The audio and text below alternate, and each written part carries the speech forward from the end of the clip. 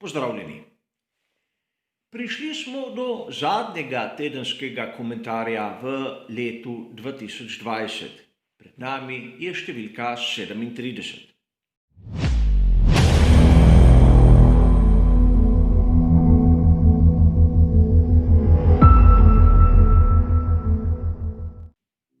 Tudi tokrat sem pripravil 4 različne sklope.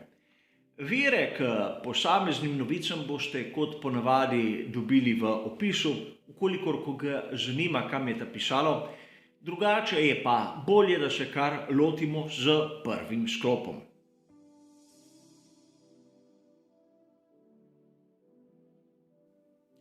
Marsikdo izmed vas je bil verjetno malce presenečen, ko je prebral izjavo Charlesa Leclerca, na primer na spletni strani motosport.com oziroma planetf1.com. Govorim za dan 27. december v obeh primerih. Namreč Charles Leclerc je izjavil, da njegova sezona 2020 je bila njegova najboljša do sedaj v Formuli 1. Tako poroča Motosport. Po drugi strani smo lahko brali v Planet F1, da je bila sezona 2020 po Charlesovo bistveno boljša od tiste 2019.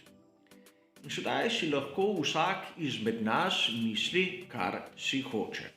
Charles Leclerc je navajal določena dejstva, a članek ne v prvem viru, ne v drugem viru ni original. Tisto, kar je bilo zanimivo v prispevku na planetf1.com, je bilo tudi to, da so navedli original. To pa naj bi bil intervju, ki ga je Charles Leclerc dal za italijanski časopis Il Giornale. Tega sem tudi poiskal, objavljen je bil 24. decembra. In vsebina tega članka z onima prvima dvema citiranima je rahlo različna. Seveda, Charles Leclerc zopet trdi, da je bil v sezoni 2020 bistveno boljši kot v sezoni 2019. A tu nanese beseda na to, da ga je Mattia Binotto malce pokaral, ker je preveč agresiven. Povedal je, da ni izgubil toliko priložnosti kot v sezoni prej. Čeprav je sam poudaril, da na primer v Avstriji, Turčiji in tudi Šakirju je naredil velike napake. A verjetno tudi zato, ker njegovo tehnično sredstvo Ferrari SF1000 ni bilo na nivoju in je bil prisiljen malce več tvegati. In seveda ta njegova sezona 2020 je po nekaterih kriterijih boljša od tiste 2019, kajti naučiti se je moral marsikaj in vložiti več sebe v vožnjo bolida Formula 1. A po mojem osebnem mnenju še zdaleč sezona 2020 Charlesa Leclerca ni na nivoju sezone 2019. Ne govorim o zmagah, ampak govorim prav o njegovem argumentu, o napakah. Je v sezoni 2019 Charles Leclerc napravil kakšno večjo napako, kot smo na primer videli ono v Turčiji, da ne omenjamo ostalih? Mislim, da ne, če izvzamemo tisti incident na veliki nagradi Brazilije. A vem, v tistem predbožičnem času lahko marsikateri novinar poudari določene stavke in pove besede, katere voznik sploh ni hotel izreči, in nato tisti, ki prepisujejo od nekega vira, to še potencirajo. Zakaj to govorim? Kajti na italijanski spletni strani Autosprint, katero rad citiram, so prav tako 24. decembra, torej na isti dan kot Il Giornale, objavili povzetek intervjuja s Charlesom Leclercom, katerega je dal za Sky. In v tem intervjuju sploh ni duha, ne sluha o vsem tistem, o čemer smo govorili. Govoril je o izjemno težki sezoni, kjer se je dosti naučil, a sam nisem zasledil, da bi poudaril, da je bila njegova sezona 2020 boljša od tiste 2019. Zdaj, strinjam se z dejstvom, da je lahko Charles Leclerc dal na isti dan dva popolnoma različna intervjuja, a mislim, da je malce malo verjetno. Vsak sam se lahko odloči, kaj želi brati, kaj pričakuje in kdaj ga ima lahko nekdo tudi malce za norca. Vse v tisti želji, da bi mu nekako ponudil vsebino, katero si bralec želi brati. A pojdimo raje naprej.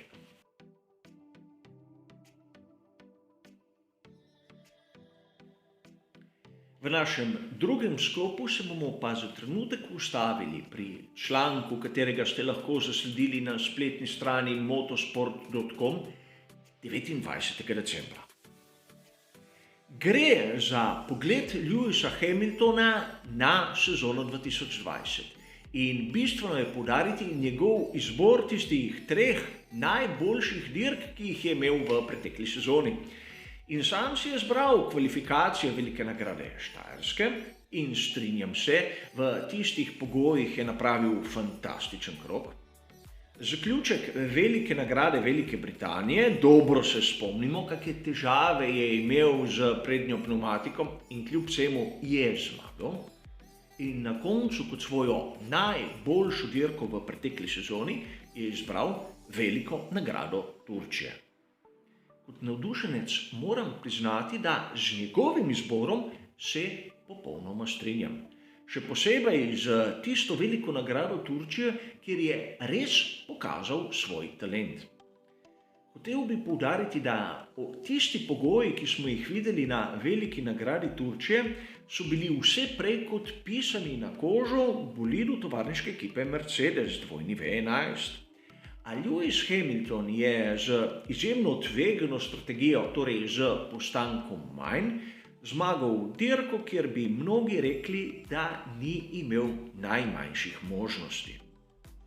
Seveda, mnogi bi tu lahko kaj pripomnili, a treba je poudariti, da na tisti dirki je pokazal izjemen dober strateški pogled na dirko, torej, da se v določenih fazah ni preveč zaganjal, da je držal nek ritem, kateri je nekako lahko tudi kazal na to, da ni dovolj močan, a vseeno na dolgi rok je zmagal in zmagal je zaradi lastnih sposobnosti, ne toliko zaradi premoči same ekipe, govorim na tehničnem področju.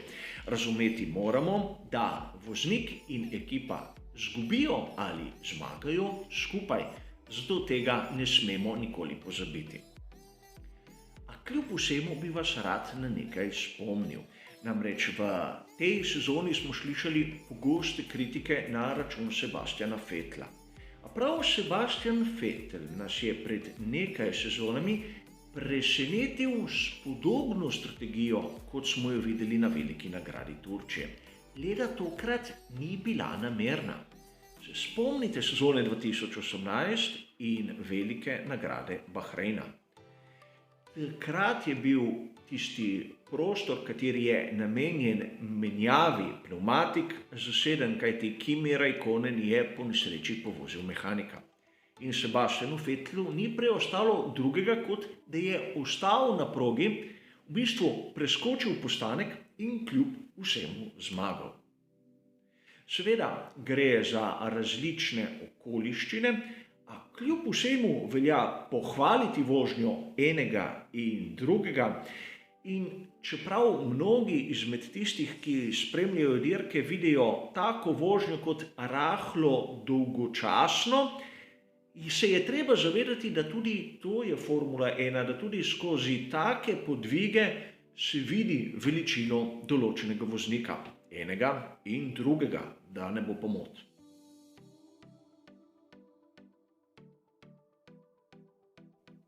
V našem tretjem sklopu se bomo pa za trenutek ustavili ob izjavi, katero sem zasledil na spletni strani Essential Sports 30.12.2020. Govori o tem, da je Daniil Kvyat izgubil svoje mesto v skuderiji Alfa Tauri. Znano je, da ga bo zamenjal Tsunoda. Ampak namiguje tudi na nekaj več. govori o tem, da je Daniil Kvyat izgubil svoje mesto v celotnem sistemu Red Bulla.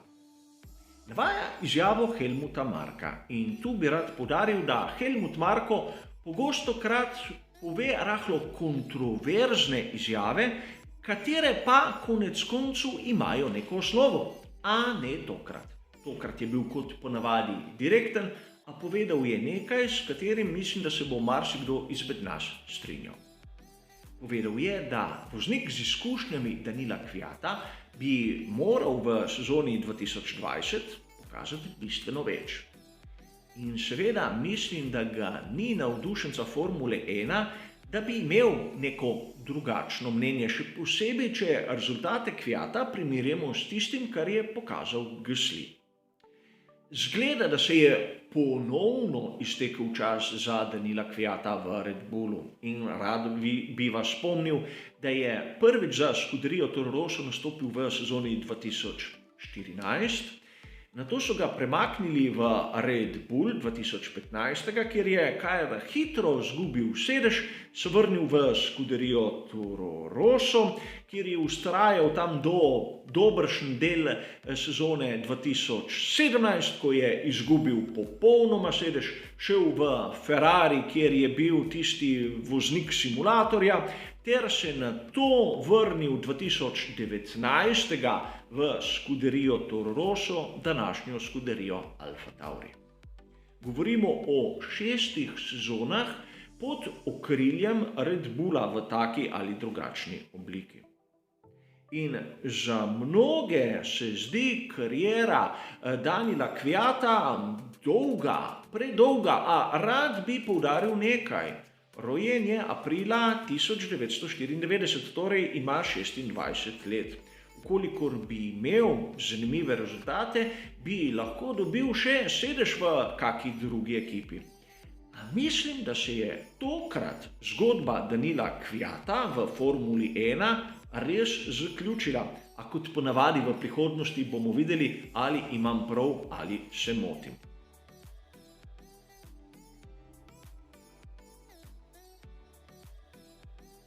V našem zadnjem sklopu se bomo pa ponovno obregnili ob Red Bull, a tokrat ob izjavo Maxa Verstappena, katero smo lahko prebrali naprimer na spletni strani GP Fans 29.12. Max Verstappen dokaj racionalno analizira sezono 2020 ter trdi, da ni zagotovila, da bo Red Bull v sezoni 2021 konkurenčen. Izjemno zanimiva izjava, katera kaže na nek racionalen pristop. Namreč slišali smo lahko ogromno izjav o tem, kako pri Hondi pripravljajo nek čudežen pogonski sklop in ne vem še kaj vse. A bodimo iskreni, koliko podobnih izjav smo slišali o pogonskih sklopih Honda v preteklih sezonah, in govorim od sezone 2015, da smo si na jasnem, in kolikokrat so se izkazale za resnične. Pristop pri izjavi Maxa Verstappena mi je izjemno všeč, še posebej, ker poudari kar nekaj zanimivih dejstev. Prvič, priznal je, da v sezoni 2020 niso izkoristili kar nekaj lepih priložnosti. A vseeno dodaja, da tudi če bi jih izkoristili, enostavno niso bili na nivoju Mercedesa. Lepa sprememba od tistega, kar ponavadi poslušamo iz smeri Red Bulla, govorim na splošno. In tu smo zopet slišali, kako se prihod Sergija Pereza nekako umešča v tisto nišo, da bo s seboj prinesel kar nekaj izkušenj. In sedaj se lahko vprašamo, kakšne izkušnje želijo pri Red Bullu strani Sergija Pereza. Namreč v mnogih virih lahko prebiramo, da Sergio Perez je cenjen, ker pozna skrivnosti pogonskega sklopa Mercedes. A tu bi se rad ustavil za trenutek. Dobro vemo, Honda bo ostala v Formuli 1 samo še v sezoni 2021. Na delu tega fantastičnega pogonskega sklopa so že začeli. drugače bi bili v resni zamudi in ne vem, kako bi razni dobro obveščeni viri lahko dajali določene izjave, vkolikor ne bi še nič naredili. In dobro je znano dejstvo, da tako Helmut Marko kot Chris Horner napenjata vse moči, da bi v sezoni 2022 zamrznili razvoj. Torej, naj mi kdo objasni, komu bodo služile izkušnje Sergija Pereza glede pogonskega sklopa Mercedes, kolikor se vse uresniči. Dvomim, da komu okrog sfere Red Bulla, a pustimo sedaj to. Sergio Perez ima izkušnje in ima izkušnje, katere bi še kako prav prišle Red Bullu. A ne gre se za pogonski sklop, temveč za šasijo. Namreč pri Red Bullu še danes vztrajajo na tistem konceptu kratke medosne razdalje in visokega kota ravnega dna. Nekaj nasprotnega od tistega, kar je imel na razpolago Sergio Perez v zadnji sezoni.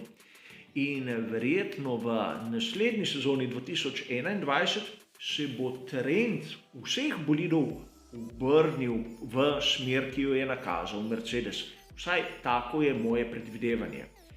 In tu bi lahko prišle izkušnje Sergija Pereza do velikega izraza. A kot ponavadi gre za moj oseben komentar, za moje videnje, katero je lahko popolnoma napačno. A za letos, kar se tiče komentarjev novic, je to vse. Hvala za vašo pozornost in nasvidenje.